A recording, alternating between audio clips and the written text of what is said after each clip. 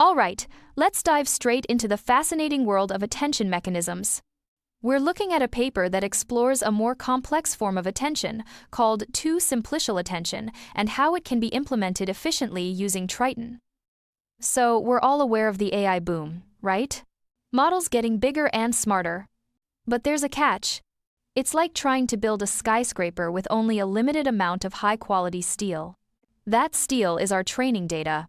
The old rule of thumb, the chinchilla scaling law, basically says you need to scale up your data just as much as you scale up your model size. If you want a model twice as big, you need twice the data. This works, but it's incredibly expensive and data-hungry. What if we could get more bang for our buck? What if we could train a model that learns more effectively from the same amount of data? That's the core challenge this paper tackles. Let's quickly refresh on the scaling laws. Think of it like this. The error your model makes, its loss, depends on two things: how many parameters it has, n, and how much data you train it on, d. The formula looks a bit scary, but the idea is simple. E is the absolute best you can do, the theoretical limit of the language itself. Then you have terms that decrease as you add more parameters or more data. The key part is the exponent alpha.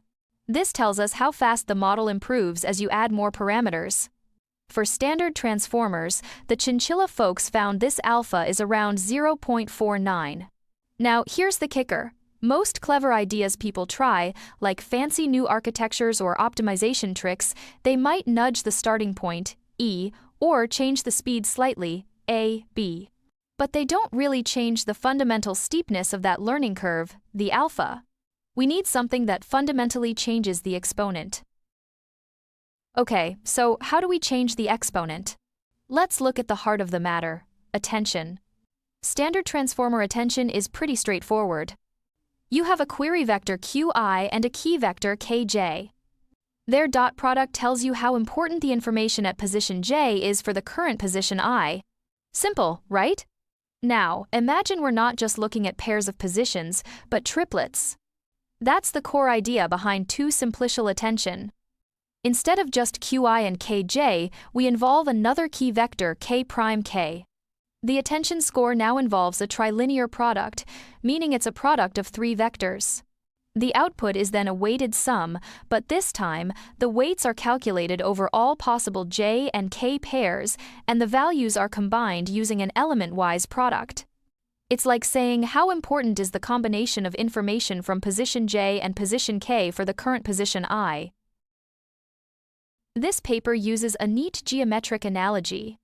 Think of the standard dot product attention as connecting 2 points, I and j. That's a line segment, a one simplex. Now, Simplicial Attention connects 3 points, I, j, and k. That forms a triangle, a two simplex. Why is this important? Well, triangles have properties that lines don't. By considering these triplets, the model might be able to capture more complex relationships between different parts of the input sequence. It's like moving from looking at individual words to understanding how phrases or clauses relate to each other.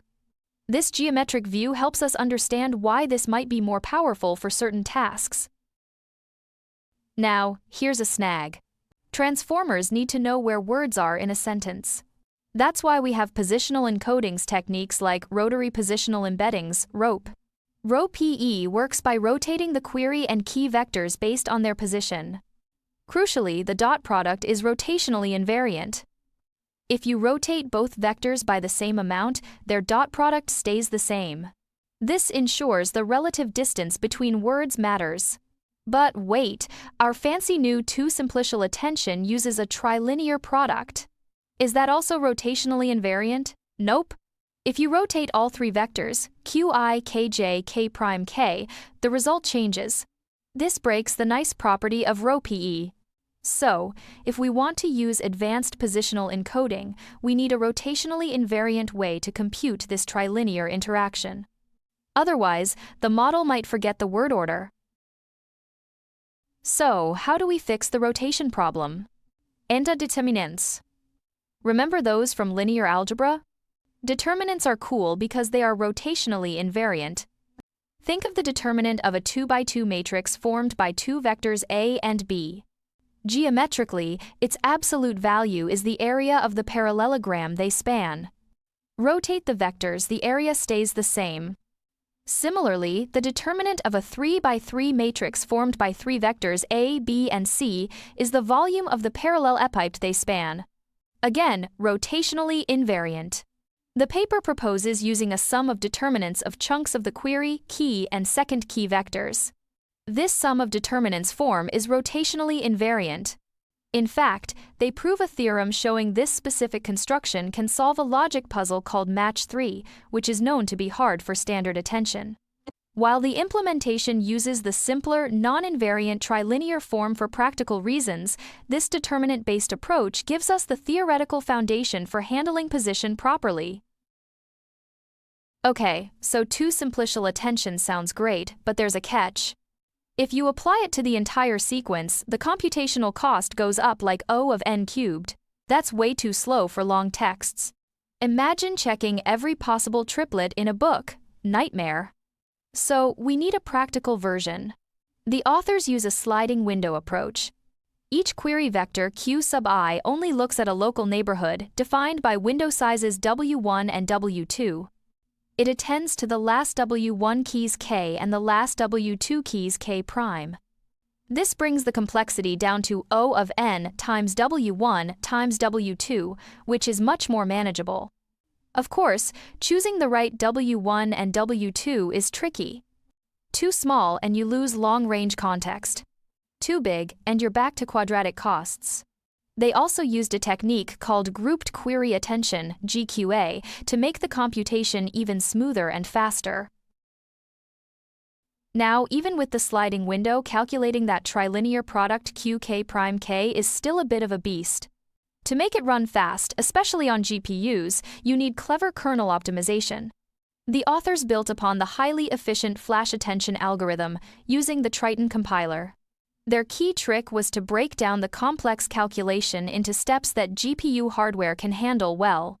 First, they compute an intermediate product QK prime on the main CUDA cores. Then, they perform a matrix multiplication with the K vectors using the specialized tensor cores. This tiling strategy allows them to overlap computations and hide latency, achieving impressive speeds comparable to state-of-the-art implementations. They also had to be clever about the backward pass, calculating gradients, to avoid slow atomic operations, splitting the work into separate kernels. For smaller windows, they even developed a special two-stage algorithm to keep things efficient. Alright, theory and optimization are nice, but does it actually work? Time for experiments. They trained a series of large models, specifically mixture of experts models, which are known for being efficient and powerful.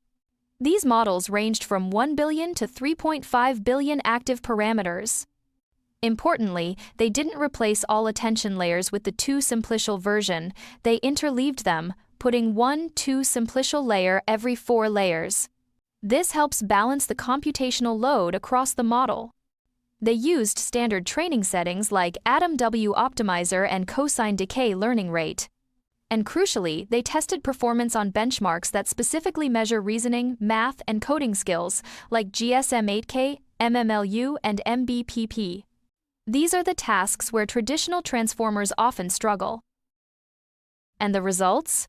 Look at Table 2. The numbers show the negative log likelihood, lower is better. The delta column shows the improvement compared to a standard transformer. What jumps out? As the model gets bigger, the improvement from using two-simplicial attention becomes more significant. For the smallest model, 1B params, the gain is small, maybe 0.8%. But for the largest model, 3.5B params, the gain is over 2.5%. This suggests that the two-simplicial attention mechanism becomes more effective as the model scales up, particularly for these challenging reasoning tasks. It's not just a marginal tweak, it's a meaningful boost in performance. Now, let's connect this back to the scaling laws. Remember the formula L of n equals E prime plus A divided by n to the power of alpha?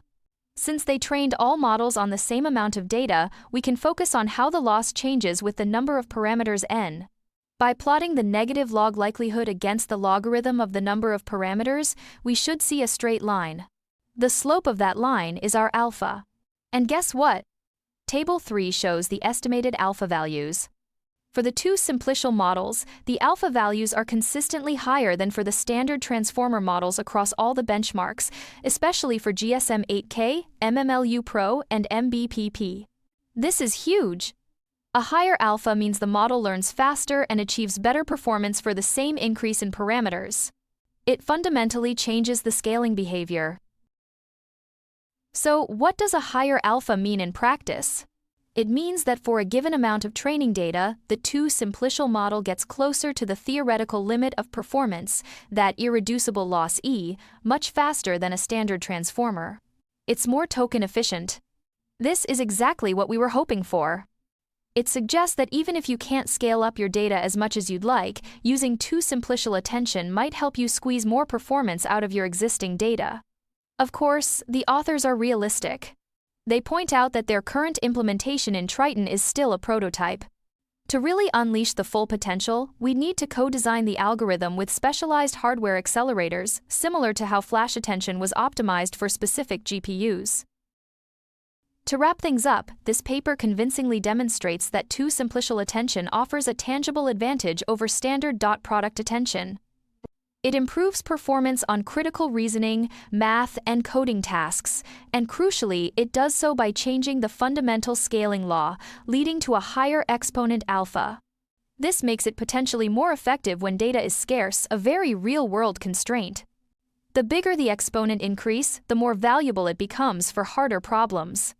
The authors believe that scaling up these two simplicial models further, coupled with highly optimized implementations, could lead to significant breakthroughs in AI's ability to reason and solve complex problems. It's a promising direction for overcoming the limitations of current pre-training scalability. Just a quick peek behind the curtain at the appendix. Theorem 5.1 proof shows how they construct the embedding vectors. They use sine and cosine functions of the input values, scaled by a large constant c. The magic happens when you calculate the attention score using the sum of determinants. The math works out such that the score is maximally high, c, if and only if the sum of the three input values xi plus xj1 plus xj2 equals 0 modulo m. If no match exists, the score is lower. The softmax then focuses attention on the matching pairs, allowing the model to output the correct answer.